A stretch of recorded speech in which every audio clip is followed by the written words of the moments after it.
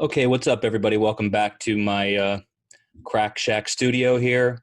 Trying another new segment on Rants Reviews. This one is called Review Stew.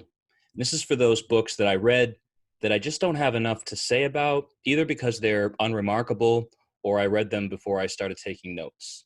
The name is inspired by my dad, who would always find a way to take all the leftovers that weren't enough to make a meal and just put them all together in a stew.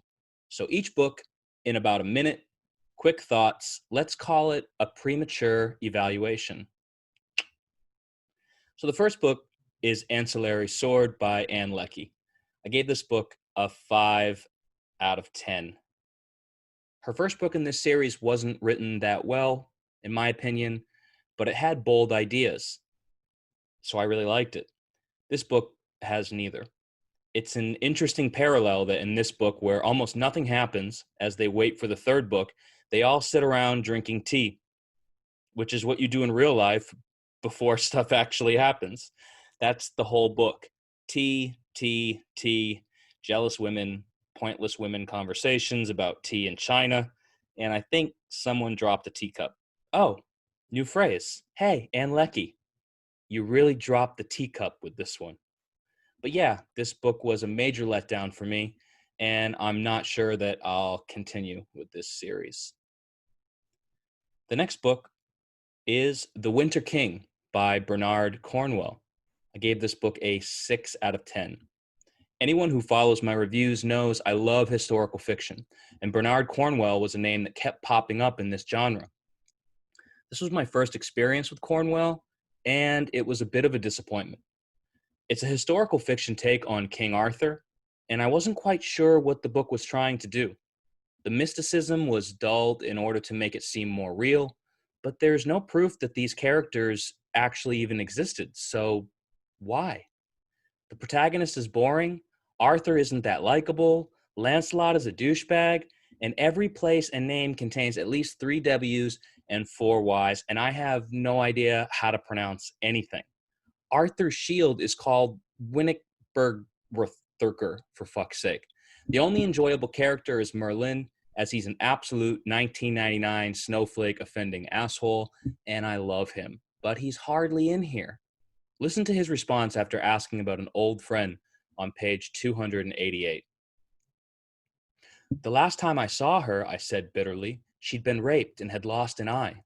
These things happen, Merlin said carelessly. Yes, of course they do. It's called the Dark Ages for a reason, not because it was fun. And Merlin also had a nice go at Christians on page 289.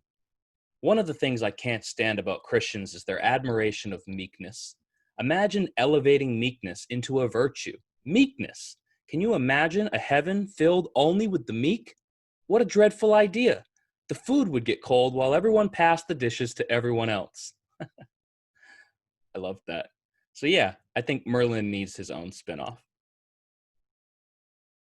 The next book is The Long Way to a Small Angry Planet by Becky Chambers. I gave this book a 7 out of 10. Feel-good sci-fi? It took me a while to get into this book, but overall I did enjoy it. The narrative didn't do much for me, but I did enjoy the cast of characters.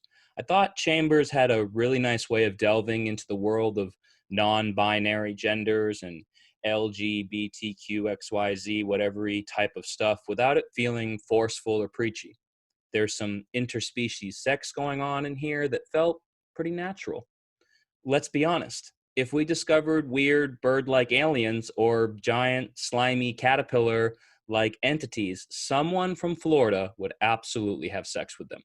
So bonus points for realism. I got a bit of a James and the Giant Peach in Outer Space vibe from this one, and I definitely plan on continuing this series as it's not really like anything else I've read. Next book is Conqueror by Con Iggulden, which I gave an 8 out of 10. This is the 5th and final book in Iggulden's Conqueror series based on Genghis Khan and the Mongol Empire. I absolutely loved this series, and I definitely have plans to give some of the books full video treatment. Some say this is the best book in the series, but I am preferential to the first 2 books because, well, They're focused on Genghis Khan, one of the most interesting figures in history. This story features Kublai and his journey to becoming Khan. And while he has an incredible story himself, I prefer the origin story. And I really enjoy the notes on historical accuracy in the backs of these books. Who doesn't enjoy comparing the real with the fiction? I find this closing quote by Iggulden a perfect summation of this series. The story began with a single starving family, hunted and alone on the plains of Mongolia, and ends with Kublai Khan ruling an empire larger than that of Alexander the Great or Julius Caesar. Over just 3 generations, that is simply the greatest rags to riches tale in human history. And let's not even talk about the hundreds of millions of people he murdered. The next book is Pedagogy of the Oppressed by Paulo Freire. I gave this a 3 out of 10. I don't want to shit on this book too much because I feel like there's a lot of people that this book is really important for, and I both respect and admire that. I'm just not one of them. Context is certainly an issue. If you grew up in a country where a lot of the population is poor farmers or peasants being held down by the man, then maybe this will have more meaning for you.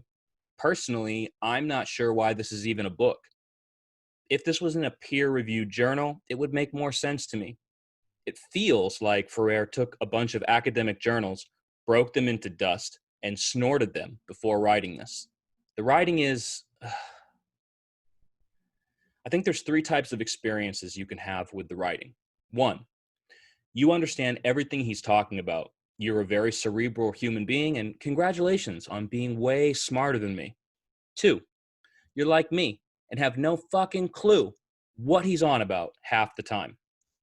3, you have no idea what's going on, but you pretend you do because you're an asshole.